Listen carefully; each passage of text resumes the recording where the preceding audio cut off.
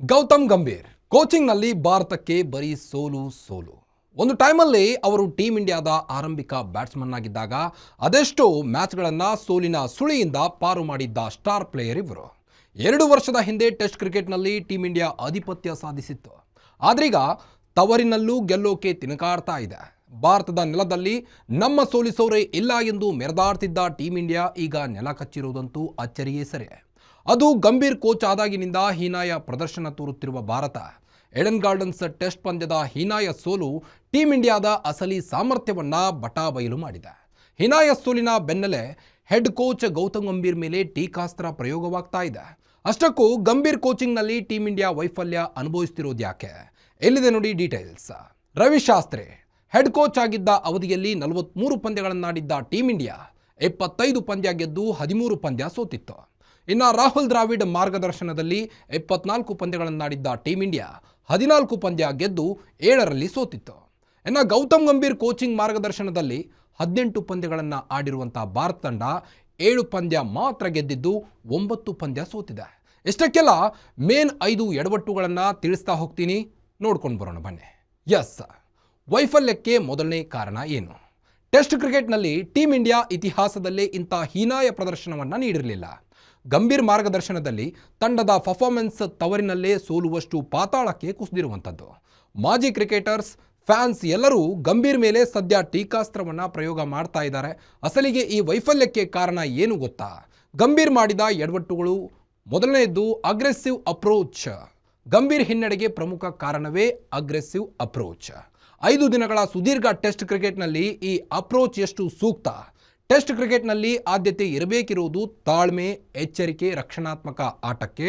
ಗಂಭೀರ್ ಕೋಚಿಂಗ್ನಲ್ಲಿ ಅದು ಕಾಣಿಸ್ತಿಲ್ಲ.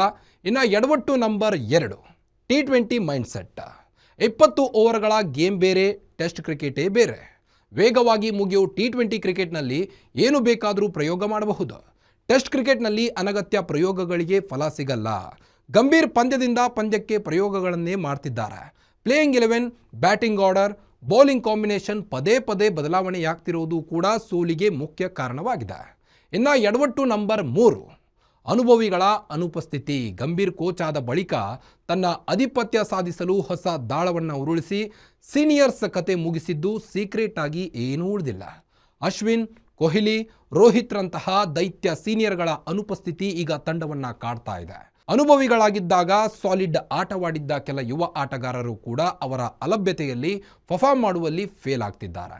ಎಡವಟ್ಟು ನಂಬರ್ 4, ಒತ್ತಡ ನಿಭಾಯಿಸುವಲ್ಲಿ ವಿಫಲರಾಗಿದ್ದಾರೆ. ಸೌತ್ ಆಫ್ರಿಕಾ ಎದುರಿನ ಸೋಲಿನ ಬಳಿಕ ಸ್ವತಃ ಗಂಭೀರ್ ಇದನ್ನು ಒಪ್ಪಿಕೊಂಡಿದ್ದಾರೆ. ಟ್ರಿಕ್ಕಿ ಟ್ರ್ಯಾಕ್ ಆದರೂ 124 ದೊಡ್ಡ ಟಾರ್ಗೆಟ್ ಏನೂ ಆಗಿರಲಿಲ್ಲ. ಇದನ್ನು ಆರಾಮವಾಗಿಯೇ ಭಾರತ ತಂಡ ಹೊಡೆದು ಮುಗಿಸಬಹುದಿತ್ತು. ಆದರೆ 93 ರನ್ಗಳಿಗೆ ಆಲ್ಔಟ್ ಆದ ಕತೆ ಬ್ಯಾಟರ್ಸ್ ಒತ್ತಡಕ್ಕೆ ಸಿಲುಕಿ ವಿಕೆಟ್ ಒಪ್ಪಿಸಿದ್ದನ್ನು ಇದು ಹೇಳ್ತಿದೆ. ಒನ್ಸ್ ಅಗೇನ್ ಸೀನಿಯರ್ಸ್ ಅಲಭ್ಯತೆ ಇಲ್ಲಿ ಕಾಡ್ತಾ ಇರುವಂಥದ್ದು. ಇನ್ನು ಎಡವಟ್ಟು ನಂಬರ್ 5, ನಾಯಕನಿಗಿಲ್ಲ ಸ್ವಾತಂತ್ರ್ಯ. ಯಾಕಂದರೆ ಎಲ್ಲವನ್ನೂ ಗಂಭೀರ್ ಹೇಳಿದಾಗೆ ಕೇಳಬೇಕಾಗಿದೆ. ತಂಡದ ಆಯ್ಕೆ ಇರಬಹುದು, ಪ್ಲೇಯಿಂಗ್ 11 ಆಯ್ಕೆ ಇರಬಹುದು, ಬ್ಯಾಟಿಂಗ್ ಆರ್ಡರ್ ಸೆಲೆಕ್ಷನ್ ಇರಬಹುದು, ಬೌಲಿಂಗ್ ಬದಲಾವಣೆ, ಎಲ್ಲದರಲ್ಲೂ ಗಂಭೀರ್ ಮಾತೆ ಫೈನಲ್ ಆಗಿದೆ. ಗಂಭೀರ್ ಹೇಳಿದಂತೆ ಶುಭ್ಮನ್ ಗಿಲ್ ಫೀಲ್ಡ್ನಲ್ಲಿ ತಂಡ ಮುನ್ನಡೆಸಬೇಕಾಗಿರುವಂಥದ್ದು. ಇನ್ನು ಕ್ಯಾಪ್ಟನ್ಗೆ ಸ್ವತಂತ್ರವೇ ಇಲ್ಲದಿರುವುದು ಕೂಡ ಈ ಒಂದು ಸೋಲಿಗೆ, ಈ ಒಂದು ಹಿನ್ನಡೆಗೆ ಪ್ರಮುಖ ಕಾರಣವಾಗಿದೆ. ಇನ್ನು ನ್ಯೂಜಿಲೆಂಡ್ ಎದುರಿನ ವೈಟ್ ವಾಶ್ ಮುಖಭಂಗದ ಬಳಿಕ ಇದೀಗ ತವರಿನಲ್ಲಿ ಮತ್ತೆ ಸೌತ್ ಆಫ್ರಿಕಾ ಎದುರು ಮೊದಲ ಟೆಸ್ಟ್ನಲ್ಲಿ ಟೀಮ್ ಇಂಡಿಯಾ ಸೋಲುಂಡಿದೆ. ಮತ್ತೊಂದು ವೈಟ್ ವಾಶ್ ಮುಖಭಂಗದಿಂದಾಗಿ ತಪ್ಪಿಸಿಕೊಳ್ಳಬೇಕಾದಂಥ ಪರಿಸ್ಥಿತಿ ಎದುರಾಗಿದೆ.